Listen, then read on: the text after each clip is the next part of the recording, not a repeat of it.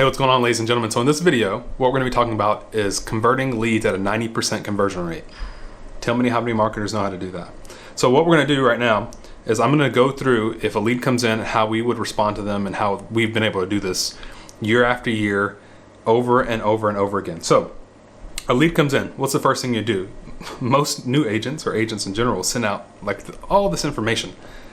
It's way too much. So what we're going to do here is I'm going to tell you exactly what to say to get people interested in what's going on and to respond to you, because we want to get that 90% conversion rate up of people responding to you. And then from there, you'll take it on as an agent and do what you need to do. So I've written it down here. So you want to respond with the following question. Hey, thank you for taking the time to inquire about XYZ. So first thing you're doing is saying, hey, you're thanking them. And so this is the psychology behind this is you're thanking them, one.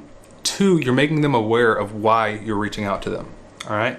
Now, oftentimes agents will say, yeah, I told them why I was reaching out to them, but they never actually take the time to thank them for actually submitting their information to this particular thing. It makes it so much more relative to them because you're servicing them and you're thanking them, right? Even though you're the one providing a service. Number two, this message is actually right after you send the first message. Are you pretty serious about buying your own home in 2020? Now, this is somebody that is considering buying a house, whether it's a home buying program, a zero down program, first time home buyer program, whatever that is. Are you serious about buying a house in 2020? Now, what you've done there is you've taken, and a lot of agents are scared to do this, you've taken the conversation from thanking them to a so-so conversation to, hey, are you going to buy a house or not, without actually being pushy. So the goal is to see how serious they are. Now, depending on the credit and things like that, that's a totally different thing. That has to do with the market and so forth and so on. But the question that we ask immediately after we send the first message is, are you pretty serious about buying your own home in XYZ, 2020, whatever? Then we're going to move on to the next question after they tell us whatever they're going to tell us, yes, no, whatever. If they say yes, great, do you have time to chat today? See, what I've done is I've gone in, I've set up a thank you first message. Second message, I want to find out how serious you are. Third message, do you have time to chat today? Now, the goal with that message is maybe I don't get them on the phone to have a phone conversation, but I'm getting to the point without being pushy. Now, most agents will call, because that's what they're taught. That's what they did in the 80s. By the way, that was because everybody had landlines. They didn't have smartphones, and they couldn't text. So everybody was used to picking up the phones. Guys, it's 2020. Not everybody's going to pick up the phone. Send a text message. 97% of text messages are read, okay? Next, after they say yes, if they have time to chat, or no, you're going to say, hey, I will send you a group text to talk to my guy, Taylor. I'm in a meeting right now. So if I am not available and I have a team member, I can send them a group text message.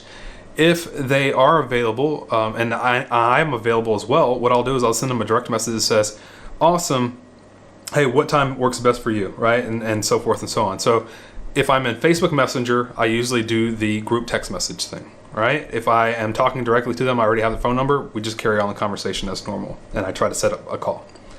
Let's continue as if we're in Facebook Messenger.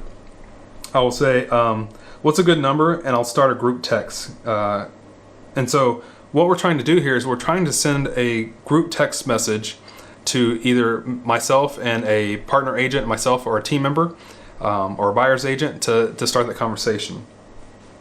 Now, what you do here after you've got the text message, their phone number, if you haven't gotten the phone number yet, is then you start the group text, or you start texting them directly yourself, right? Or hey, instead of starting group text, I'm just going to be the one talking to you directly.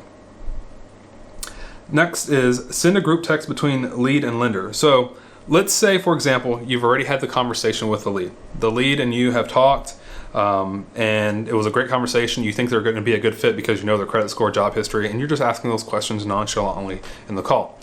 Then what you do is you transition to, hey, I'm going to send this group text message between you and my lender and introduce you. Once you've made that introduction to the lender, now you need to coach the lender on how to get in touch with him. What are most lenders going to do?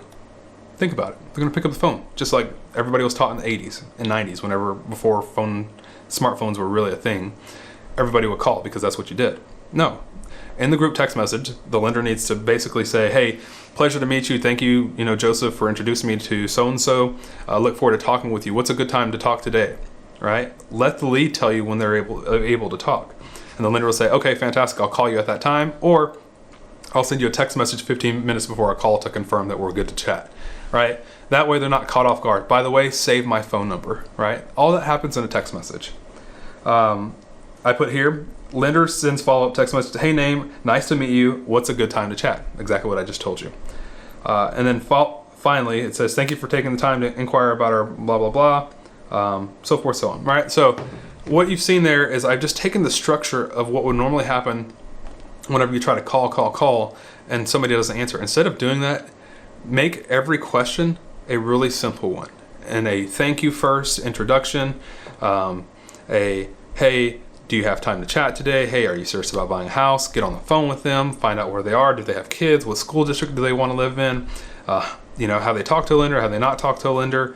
What are their goals? When do they want to buy? Do they have a lease? Do they not have a lease? Like, these are just like conversational things that happen. But the first thing is getting a 90% conversion rate on people wanting to talk to you. There are only 3 questions you have to ask. First statement is thanking them. Next question is, hey, are you interested in buying a home in 2020? Next question is, are you serious about buying a home? Next question is, do you have time to chat today to get on a call? Right? That's it. Make it simple. 90% conversion rate. Best of luck. Talk to you soon.